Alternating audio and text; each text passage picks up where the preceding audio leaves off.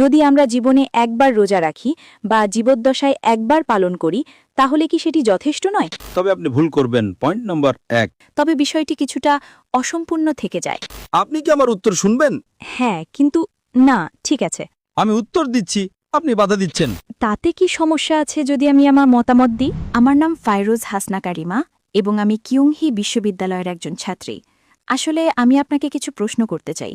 এগুলো যদি আপনার কাছে ভিন্নধর্মী বা অপ্রচলিত মনে হয় সেজন্য আমি দুঃখিত, কারণ আমি কেবল বিষয়গুলো নিয়ে ভাবছি।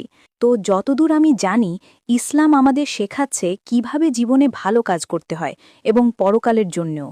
কিন্তু আপনার আগের উত্তর অনুযায়ী আমি যেটা নিয়ে ভাবছি সেটা হলো, কেন এটা ভুল যদি আমি মানুষের প্রতি ভালো কাজ করি এবং ঈশ্বরে বিশ্বাস করি এবং আমি তার আদেশ পালন করি, যেমন অন্যদের সাহায্য করা এবং কুরআনে উল্লেখ করা আরও কিছু বিষয়। কিন্তু আমি শুধু বুঝতে পারছি না যেভাবে আমাদের প্রার্থনা করা উচিত, এবং আপনি সেটা আগে উল্লেখ করেছেন, এবং রোজার বিষয়টি এবং অন্যান্য সুন্নার বিষয়গুলো আমি ঠিক ওগুলো বুঝতে পারি না।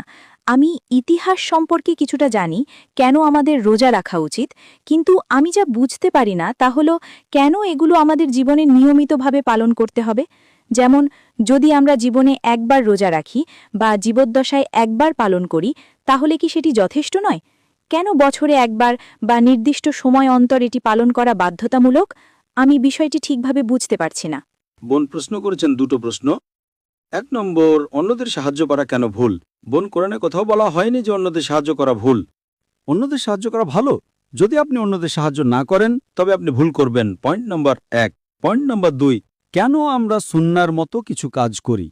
সুন্না মানে হলো সেই কাজ এবং আদেশ সর্বশেষ এবং চূড়ান্ত নবী মোহাম্মদ সাল্লাল্লাহু সাল্লামের। যেমন আপনি জিজ্ঞেস করলেন কেন আমাদের রোজা রাখা উচিত এবং কেন আমাদের নির্দিষ্ট মাসে রোজা রাখা উচিত। আমরা রোজা রাখি কারণ এটা ইসলামের অন্যতম খুঁটি। আর কোরআন সূরা বাকারার অধ্যায় নম্বর 2 আয়াত নম্বর 183-তে বলে যে তোমাদের উপর রোজা ফরজ করা হয়েছে যেমন তোমাদের পূর্ববর্তীদের উপর ফরজ করা হয়েছিল, যাতে তোমরা আত্মসংযম শিখতে পারো, তোমরা তাকওয়া শিখতে পারো, তোমরা ধার্মিকতা শিখতে পারো, তোমরা খোদাভীতি অর্জন করতে পারো। কেন আমরা একসঙ্গে রোজা রাখি? কারণ আমরা একতায় বিশ্বাস করি। রমজান মাসে সবাই রোজা রাখি কারণ আমরা একতায় বিশ্বাস করি।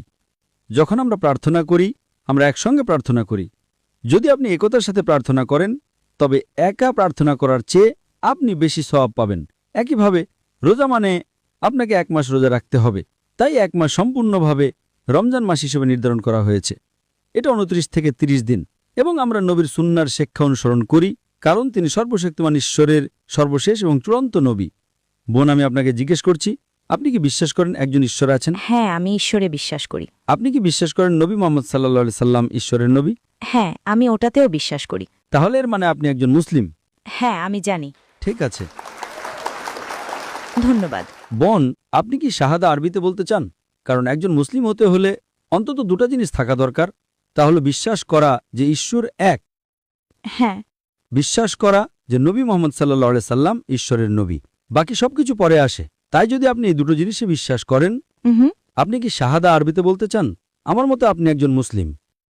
হ্যাঁ। আপনি কি শাহাদা আরবিতে বলতে চান? আমার মতে আপনি একজন মুসলিম। হ্যাঁ, আমি একজন মুসলিম। ও, আপনি মুসলিম? হ্যাঁ, আমি একজন মুসলিম। আসলে আমার বাবা মাও মুসলিম এবং পুরো পরিবারও মুসলিম, কিন্তু আমি নিজেকে শুধু এটাই প্রশ্ন করছি যে এটা কি, এটা কিসের জন্য বা এরকম কেন। তাহলে এখন কি বিষয়টা পরিষ্কার হয়েছে? হ্যাঁ। তাহলে এখন বুঝতে পারছেন এগুলো সঠিক শিক্ষা? আমি মনে করি অল্প কিছু।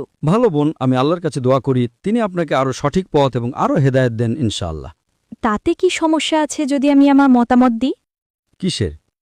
একটা বিষয়। আচ্ছা, তাহলে আপনি বললেন জান্নাতে যাওয়ার জন্য মানুষের 4টি গুণ থাকতে হয়, ঠিক তো? হ্যাঁ। যেমন ঈশ্বরে বিশ্বাস করা এবং আরেকটি কি আমি ভুলে গেছি? সৎকর্ম। হ্যাঁ, সৎকর্ম। মানুষকে সত্যের পথে ডাকা এবং মানুষকে ধৈর্য এবং পরিশ্রমের পথে ডাকা। হ্যাঁ, তো আপনার মতে কি এটা একই? তাদের ক্ষেত্রে কি এতে কোনো পার্থক্য হয়?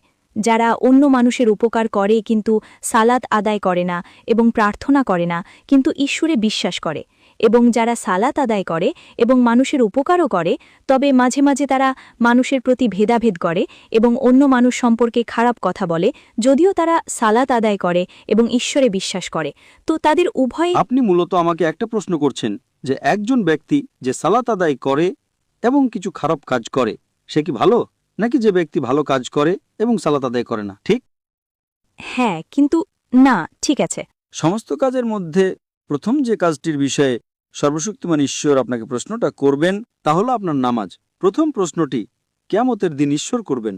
সালাত ইসলামের দ্বিতীয় স্তম্ভ, আর সালাত আদায় না করা ইসলামের চতুর্থ কবিরা গুনাহ। প্রথম কবিরা গুনাহ হলো শিরক, ঈশ্বরের সাথে শরিক করা। 2 নম্বর হলো কোনো নিরপরাধ মানুষকে হত্যা করা। তৃতীয় হলো কালো জাদু, এবং চতুর্থ হলো সালাত আদায় না করা। আমাদের প্রিয় নবী বলেছেন, এটা সহিহ মুসলিমে উল্লেখ আছে, ঈমান আর কুফরির মধ্যে পার্থক্য হলো সালাত আদায় না করা। সুতরাং দুজনের মধ্যে যে ব্যক্তি সালাত আদায় করে এবং হয়তো মিথ্যা বলার মতো কিছু খারাপ কাজ করে, তার তুলনায় যে সত্যবাদী এবং সালাত আদায় করে না, যে ব্যক্তি সালাত আদায় করে এবং মিথ্যা বলে, সে ছোট পাপ করছে, তার থেকে ভালো যে মিথ্যা বলে না এবং সালাত আদায় করে না। ঠিক আছে। মানে দুজনের মধ্যে নামাজ পড়ে কিন্তু মিথ্যা বলা লোকটা বেশি ভালো, অনেক ভালো মুসলিম সেই ব্যক্তির চেয়ে যে সত্য কথা বলে এবং সালাত আদায় করে না। কারণ আপনি যদি সালাত আদায় না করেন, আপনি ঈশ্বরকে ধন্যবাদ দিচ্ছেন না। সেটা অনেক বড় প্রয়োজনীয়তা। ঈশ্বরকে ধন্যবাদ দেওয়া অনেক বেশি গুরুত্বপূর্ণ। সালাত আদায় না করা চতুর্থ কবিরা গুনাহ, মিথ্যা বলা ছোট পাপ। সুতরাং দুজনের মধ্যে যে ব্যক্তি সালাত আদায় করে এবং মিথ্যা বলে, সে অনেক শ্রেষ্ঠ মানুষ এবং অনেক শ্রেষ্ঠ মুসলিম সেই ব্যক্তির চেয়ে যে মিথ্যা বলে এবং সালাত আদায় করে না। তবে সেরা হলো সালাত আদায় করা এবং মিথ্যা না বলা। কোরআন সূরা আনকাবুত অধ্যায় নম্বর 29 আয়াত নম্বর 45 বলেছে, নিশ্চয়ই সালাত তোমাকে অশ্লীল ও অন্যায় কাজ থেকে বিরত রাখবে। তাই যদি আপনার সালাত সঠিক হয়, ইনশাআল্লাহ আপনি মিথ্যা বলবেন না, আপনি ভালো কাজ করবেন এবং আপনি একজন ভালো মুসলিম হবেন। আশা করি প্রশ্নের উত্তর পেয়েছেন। জি, আপনার উত্তরগুলোর জন্য আপনাকে অনেক ধন্যবাদ। হৃদয়ের প্রশান্তি।